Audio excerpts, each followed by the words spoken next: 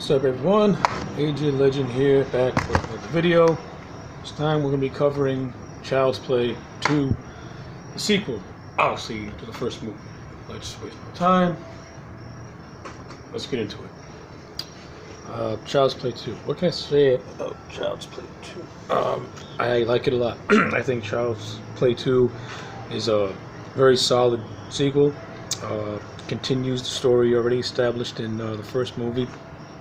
Now, the problem with a movie like Chucky is that you can only do so much with the whole killer doll concept before it starts to really become repetitive. And I kind of sort of like the approach that this sequel took. Basically, in this movie, Andy is being given to foster homes because his mother refused to testify that the doll never came to life. So she has now been committed to an insane asylum or to a mental institution or whatever. So Andy now has to live with foster parents, played by Joe.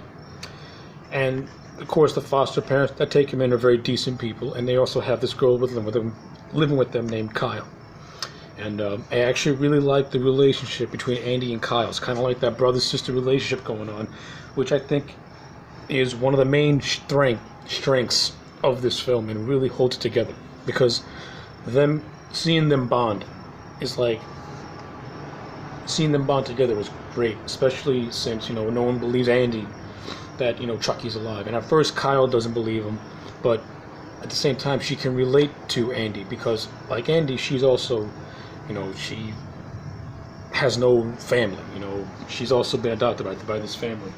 So, she knows what it's like to be on your own and have no one have you back. So she kind of feels so she has that sympathy for Andy, which further develops that brother-sister relationship that, like I said, one of the strong parts in this movie. Another good thing about this movie is Alex Vincent, this time around, does a much better job as Andy. In this movie, he's now, we can almost say, he's been through some shit.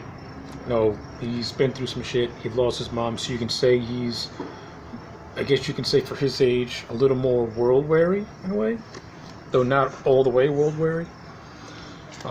He's much more of a fighter. He's ready to go to battle whenever it's time to when it's time to go. So I like all that. And Alex Vincent in the acting department, like I said, does a much better job with this. He's more convincing. His dialogue delivery is much more natural, and his acting, along with the actress who plays Kyle, really, like I said, a strong part of the movie is that brother-sister relationship that develops between them. The movie also has some pretty good kills in it, I must say. My favorite one being when Chucky kills this teacher after Chucky, writes on Andy's, schoolwork. It's like, "Fuck you, bitch," and the teacher thinks Andy did it, and she locks Chucky in a closet, and Andy, and it's just, and of course the whole scene is, to me, is well directed. This movie is directed by John LaFia, and once again written by Don Mancini. LaFia, he's no Tom Holland, and his directing and his visual style is different than Holland's. I think for the movie that this is, I think his directing matches. Although to me, there's a lot of very awkward zoom and wide shots that he does, which are kind of I don't know. To me, they just feel off for some reason. But when he's using standard regular technique, I think it works. It suits him better. I don't know. There's some flaws with his directing that I'm just not a big fan of, but overall he did a journeyman's job, competent, and yeah, I got nothing bad to say about that. This time around, Don Mancini once again returns to be the writer of this film, and I think his writing is much more stronger in this movie. Like I said, because of Andy now being more wary and being more of a fighter, not much of a little kid, he's able to give Andy a little bit more of a personality, and Andy is now a little bit more charismatic on screen, and the fact that he's able to hold some dialogue with grown adults is really well, and is done realistically, because at the end of the day, Andy's still a little kid.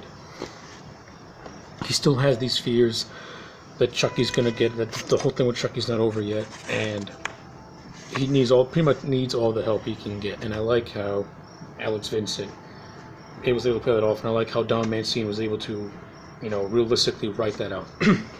Another thing I like, once again, Brad Dourif returns as Chucky, and once again he nails it out of the park. In this movie, Chucky is fucking hysterical. I love, like I said, once again, Brad brings that manic charisma that I love so much from the first movie. And this movie pretty much is the start of, Chucky and his dark, and that dark sense of humor that he has. Like, he's always had it. In the first movie, he's always had it. But in this one, to me, it's a lot more in spades. Like I said, my favorite scene where he goes to kill the teacher, he has like this rule, and he's like, "You've been very naughty, Miss Kettlewell." Love it. And when he's like locked in the closet, and he starts yelling at Andy, like, "Andy, let me out! Dark in here! Now let me out, you little dick! Let me the fuck out!" Love that shit. Hilarious. Brad Dourif, like I said, backbone of Child's Play. Without him, this movie would be, because to me, no one can voice Chucky. I don't care who it is. Even if it's like an actor that I love, Brad Dourif. I'm sorry. Brad Dourif is the heart and soul of this franchise. You take him out, it's not even worth watching, in my opinion. But I guess the scene that really stands out is that whole climax when they're in this toy factory. And this, to me, is where John Lafayette's directing is at the apex.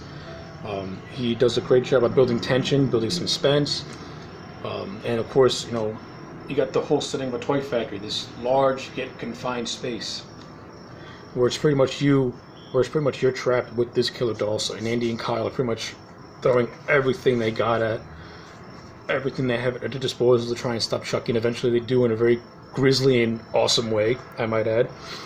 I'm not going to say what they did. Watch the movie, because it is one of the better, triumphs in a horror movie, and a very memorable triumph of a horror movie. And yeah, that's all I'm about to say. Just on a side note, I also like the opening titles of this movie, and how you see, like, because the toy factory gets the Chucky doll, and I like the whole scene how they're just repairing him and stuff like that. Like, Chucky overall is very easy to do a resurrection for, since he isn't a doll. So all you gotta do is repair him and shit like that, and it works. But I do like the whole scene, and I also like the music by Graham Revell, who's one of my favorite composers. He has like he gives the score like this childlike score, but with like an unsettling menace beneath it, and it definitely fits the tone of this movie and greatly enhances it tenfold. So yeah, I really don't have a lot of problems with this movie. I actually really like it a lot. I like it on par with the first movie, which is why I'm going to give Child's Play 2 a solid 9 out of 10.